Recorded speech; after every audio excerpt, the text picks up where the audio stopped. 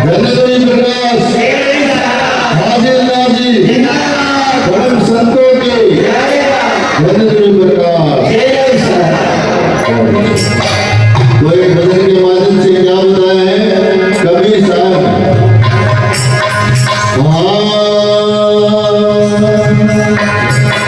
भजन बिन पावना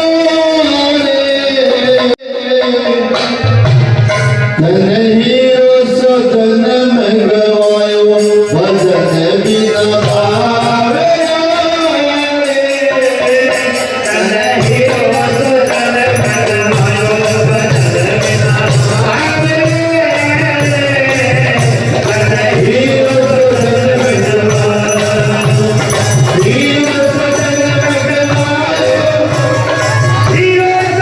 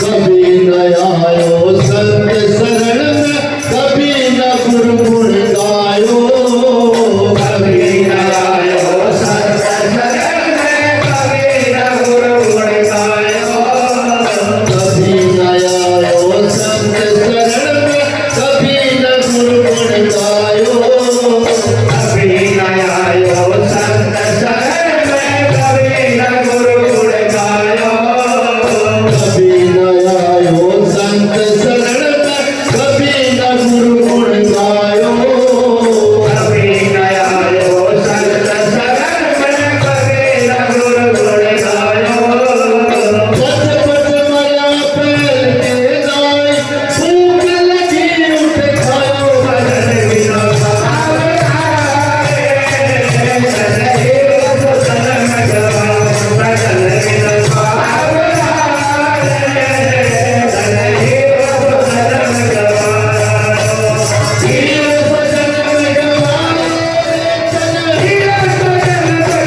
बिना पावे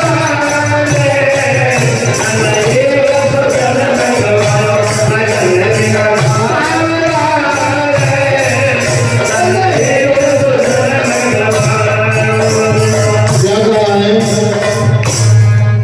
कभी न आयो संत शरण में कभी न गुरु गुण गायो पच पच मरा बैल के नाई भूख लगी उठ खायो। कि सारा दिन हमारा चला जाता है कमाने में, सुबह जाते हैं शाम को आते हैं, ये पता नहीं कितना कमाया कितना नहीं, और कभी संत शरण में सत्संग में गए नहीं, उस नाम को जाना नहीं, उस सतगुरु को जाना नहीं जिसने हमें इतना सुंदर शरीर दिया है, उसके गुण कभी गाए नहीं, तो फायदा क्या है इस दुनिया में आने का। क्या कहा है, कभी न आयो सत्य शरण में कभी न गुरु गुण गायो, कभी न आयो सत्य शरण में कभी न गुरु गुण गायो। पच पच मरा बैल के गाय भूख लगी उठ खायो, भजन बिना पावे धन हीरो सो जन्म गवायो, भजन बिना पावे धन हीरो सो जन्म गवायो।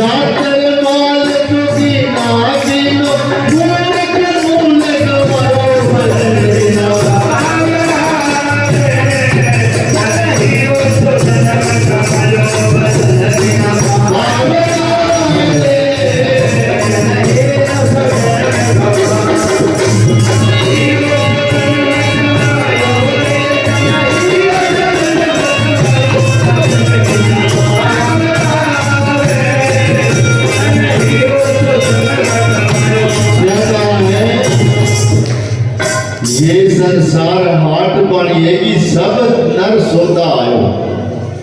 कि ये जो संसार है ये एक पनिये की दुकान के समान है, बराबर है, सब नर सोता आयो। जो नर नारी जो ये मनुष्य जात है, हम यहाँ सौदा करने के लिए आए हैं। सौदा क्या है? वो राम नाम का सौदा है। कबीर साहब ने यहाँ फरमाया है भी कबीरा इस संसार में धनवंता ना कोई, धनवंता वही है जिस घर राम नाम धन हो। जिस घर में राम नाम की प्रार्थना की जाती है, पूजा की जाती है, वही अमल है, वही धनवान है, बाकी कोई धनवान नहीं है, निर्धन है। तो ये संसार एक पनिये की दुकान के बराबर है।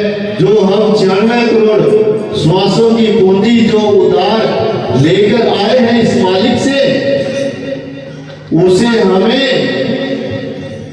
बढ़ाना है, उसका ब्याज कमाना है। ये नहीं कि 96 करोड़ जो श्वासों की पूंजी है वो ऐसे व्यर्थ गवा दे। काल की भक्ति में, इस कर्म कांड में अभी भाया जात ने जो भजन सुनाया था, भी ठाकुर पूजा ताल बजाई कोई काम नहीं चला। मंदिर में ताल बजाने से कुछ नहीं होता, न होगा। वो तो पत्थर है, पत्थर कभी बोलता नहीं है, कुछ खाता नहीं है, टट्टी पेशाब नहीं करता है, पत्थर तो पत्थर है। उसके आगे रोने से क्या फायदा? कोई फायदा नहीं है, निर्जीव है, उसमें जीव नहीं है। तो परम संतों ने समय समय पर अपने एजेंट भेजे हैं इस मृतलोक में, जीव को बढ़ाकर नाम जपाकर और अपने साथ ले जाते हैं नामी लोग। तो कहा है ये संसार हाट मानिए सब नर सोता आयो, चातर माल चोगीना कीनो। जो समझदार व्यक्ति हैं, जिन्होंने पता है गुरुमुख प्राणी है, इस पूंजी को डबल कर लेते हैं। चातर माल चोगीना कीनो, मूर्ख मोल कमायो। यहां भी कबीर साहब ने कहा है, कबीरा इस संसार में सुखी ना देखा कोई। जो समझदार है, जिसको फर्क है, वो ये कहते हैं विज्ञानी बिताए ज्ञान से मूर्ख बिताए हो। जो ज्ञानी आदमी गुरुमुख प्राणी है, वो कहेंगे भाई मालिक ने जो करता है वो सही करता है, हमारे फायदे के लिए करता है।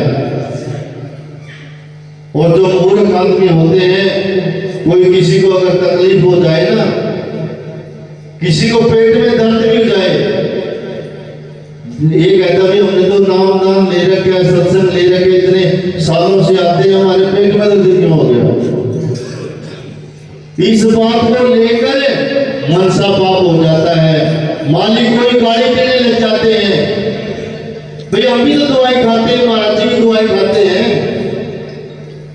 ये शरीर काढ़ता है, इसकी देखभाल तो करनी पड़ेगी।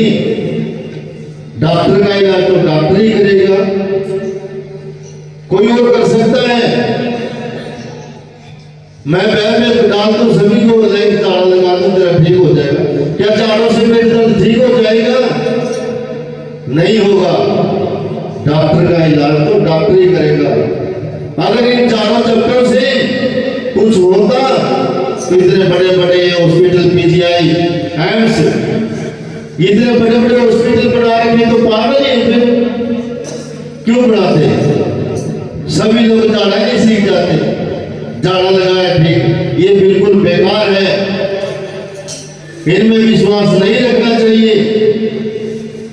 कोई भी किसी चीज की शरीर में तकलीफ हो तो तुरंत डॉक्टर के पास में जाना चाहिए, सलाह लेकर दवाई पानी लेना चाहिए, उससे ठीक होगा। मनसा पाप रखने से नहीं होगा। मनसा पाप रखने से तो और जहर पैदा होगा और दुख तकलीफें बढ़ेगी, ये लाजमी है। चातर माल चोगिना कीनो मूर्ख मूल कमायो। जो मूर्ख आदमी है वो मालिक को कोसता है जिसका कोई कसूर ही नहीं है। महाराज जी ने हमें रास्ता दिखाया है, इस संसद आगम मार्ग पर चलने का रास्ता दिखाया है। भी नाम जप और पार हो, कलयुग केवल नाम धारा, सुमन सुमन नर उतर पारा। कबीर साहब ने भी कहा अपनी वाणी में, कहे कबीर सुनो भाई साधो मर्जी थारी है।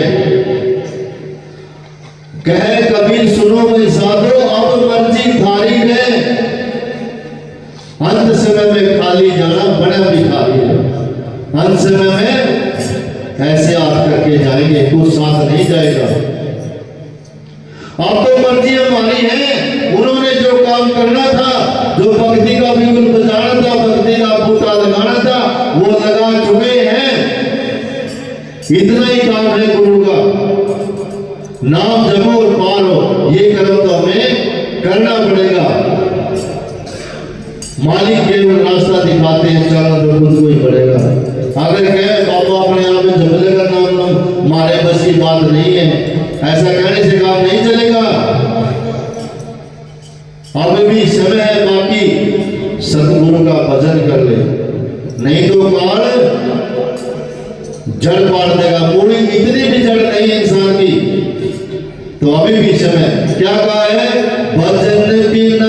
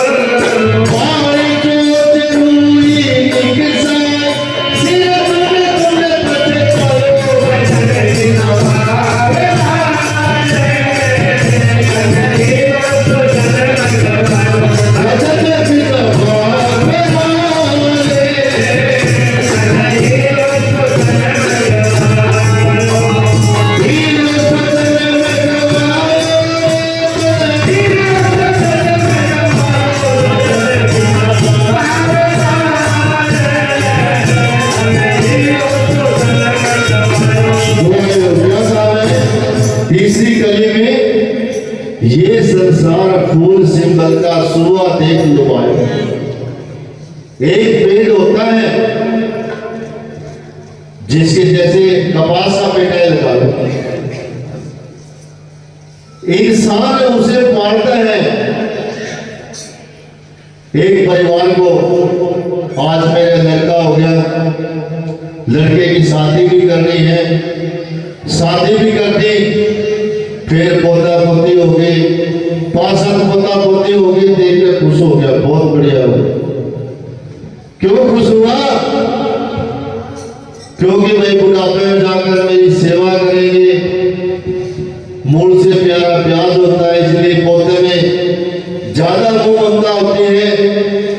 इंसान ताउम्र कमा कमा कर अपने परिवार को पालता है, और अंत समय में जब वृद्ध अवस्था आती है, बुढ़ापा आता है, तब काया सुकड़ जाती है। सारे जो हमारे शरीर में नट बोल्ट लगे हुए लूज हो जाते हैं, गर्दन हिलने लगती है, हाथ पैर काम नहीं करता, जबान काम नहीं करती, सुनना बंद हो जाता है और परिवार वालों पर वो बुढ़ा बोझ हो जाता है। वो एक बदल में फरमाया ना कि घर की चौधर ठोस बुढ़ा ने दे दियो नो रो रहे, बुढ़ा को है गणो तो रो रहे। तो वो परिवार उसका ही परिवार धक्के मारकर लोहे में उसकी चारपाई डाल देते हैं और कहते हैं बापू तने घर की उफाड़ भी करनी है, रे माड़ा भी रटनी है। उससे कुछ भी काम नहीं होगा, ना घर की उफाड़ी होगी ना राम राम जपा जाएगा। राम राम राम राम कहते कहते मरा मरा निकलेगा, मरा मरा मरा मरा। तो बुढ़ापे में कुछ भी नहीं होगा, ये सत्य है। भक्ति करो तो बड़ी जवानी में बुढ़ापा किसने देखा है? ये तो बड़ी जवानी में सब कुछ होता है। दान भी करना हो तो बड़ी जवानी में क्यों कमाएगा, दान देगा, खाएगा, खिलाएगा। अगर भक्ति करेंगे तो जवानी में करेंगे, क्योंकि बुढ़ापे में बचपन में तो कुछ होता ही नहीं ना। बालक जैसा मन हो जाता है बुढ़ापे में, तरह तरह के पकवान मांगने लग जाता है। कहां से आएंगे? मनसा पाप हो जाता है। बूढ़ा बाहर बैठा रहेगा, अपना छोरा को पता नहीं गिट मिट पता नहीं कि ये आलवा खावे मना को नहीं देते। दूसरा तक भाई भीतर खाओ, मैंने तो कुछ आता है। ये मनसा पाप हो जाता है।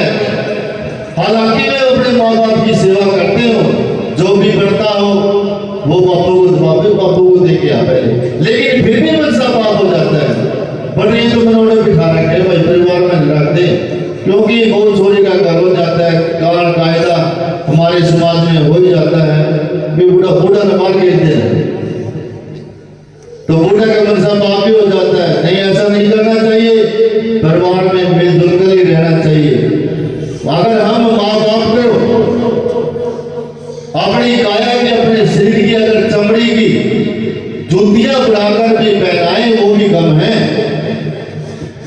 हमारे सास ससुर की, माँ बाप की, सबसे पहले तो माँ बाप के चरणों में सारे तीर्थ धाम है, उनकी सेवा तन मन से करो, कहीं जाने की भी जरूरत नहीं है। सबसे पहले बच्चे के माँ बाप गुरु होते हैं, बाद में गुरु का स्थान दूसरा होता है। जो माता बहन जो भी अपने सास ससुर की, माँ बाप की सेवा ना कर सके तो उसको क्या सत्संग लगेगा? दुनिया के ये सत्संगी माँ बाप ने सवेरे लागे बिचोर गाड़ दिन शाम हो जाए, नहीं। दरअसल में बात ये है कि सासू को तो जो बहू है अपने तरफ की बेटी बनानी चाहिए, और उस बहू को वो सास अपनी तरफ की मां बनाकर अगर चले तो घर में लड़ाई खत्म। अगर ऐसा ना करें, उस बहू का वो परिवार अपने परिवार में रहे तो घर नहीं बसेगा। जब बाप अपनी बेटी को घर से विदा कर देता है तो उस बाप की रहती, आगे भी माँ बाप है तो समझो, उनकी सेवा करो। अगर उसे एक परिवार में एक ननद है, उसी को घर में बुलाने से मना करते हैं, भाई ये नहीं आनी चाहिए, ये आएगी चाहे मैं आऊंगी, तो वो बेचारी जाएगी कहाँ ठिकाना उसका? तो बेटी तो घर माँ बाप के ही आएंगे। ये अच्छी अच्छी शिक्षाएं हमने सत्संग से उठानी है। सत्संग कहीं किसी का भी हो जरूर जाना चाहिए, क्यों? हमें अच्छी अच्छी बातों से मतलब है। जो मुखारबिन से, किसी भी मुखारबिन से कही गई बात अव्वल होती है। कोई भी स्टेज पर खड़ा होके कोई माड़ी बात नहीं बताएगा, अच्छी बात बताएगा। भाई राम का नाम तो बहुत जरूरी है, लेना चाहिए। और सामाजिक बातें भी जैसे भी बताई गई है, तभी सत्संग में आने का फायदा है। अगर आते ही हमें उसकी चुगली करने लग जाए, वह नौकरी थी भाई, वह नौकरी थी, नहीं, वो सारी करी कराई जो सेवा है वो खत्म हो जाती है। निंदक है पर स्वार्थी, करे भगत का काम, करे भगत का काम जगत में निंदा करता, निंदक नहीं हो तो भगत कैसे दिखता। निंदा चुगली करके तो हम दूसरे का भार अपने सिर पर ले लेते हैं, जिससे क्या होता है, जो हमारी करी कराई जो भक्ति है वो खत्म हो जाती है, कुछ नहीं मिलता, जोड़ी लड़काई और चला गया। हमें इस साथ संगत से, सत्संग से जोड़ियां भर के घर ले जानी चाहिए। हमें बहुत अच्छी अच्छी बातें बताई हैं, हमें अपने जीवन में धारण करनी है। तो क्या कहा है, ये संसार फूल सिंबल का सुबह देख लुभायो, मारी तोच रुई निकसाई, सिर धुन धुन बरसायो, भजन बिना बावरे तने हीरा सा जन्म गवायो। क्या कहा है, भजन बिना बावरे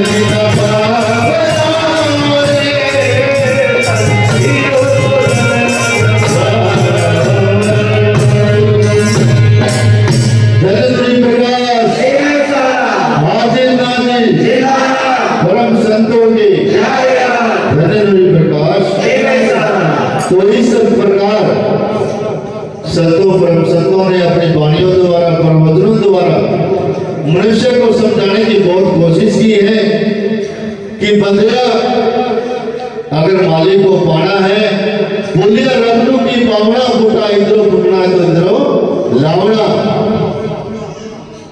कि संसारिक मोह ममता से ध्यान हटाकर परमात्मा की तरफ लगाइए, बेड़ा पार हो। नहीं तो कुछ नहीं है इस संसार में। इस मोह ममता में जितना हम परिवार में मोह ममता बढ़ाएंगे उतना ही दसते जाएंगे। जैसे कबीर साहब ने अपनी वाणी में फरमाया है कि मक्खी बैठी शहद पर पंखरे लिपटाए, उड़ने का सहसा बया लालच कोई बता। जो समझदार मक्खी होती है वो बिल्कुल किनारे पर रहती है, शहद खाया, उसका आनंद लिया और फड़क देसी उड़ गई। और जो बेकार, जो लालची मधुमक्खी होती है, उसके छाते के अंदर घुस जाती है, पंख रहे लिपटाए, उसके पंख भी भीग जाते हैं शहद में और वो चिप जाते हैं, उड़ पाती नहीं, वहीं तड़प कर मर जाती है। इसी प्रकार इंसान का ही हाल है। इस मोह माया में दस्ता दस्ता आए मेरा परिवार, आए मेरे बहू बेटे पोते पोतियां, दस्ता चला जाता, लेकिन ये कहे ना मालिक का नाम पति उम्र पड़ी है ले लो। ऐसे कहने से काम नहीं चलेगा। कल करे सो आज करे, आज करे सो अभी पल में पड़ने होएगी, फिर करेगा कब? प्राण छूट जाए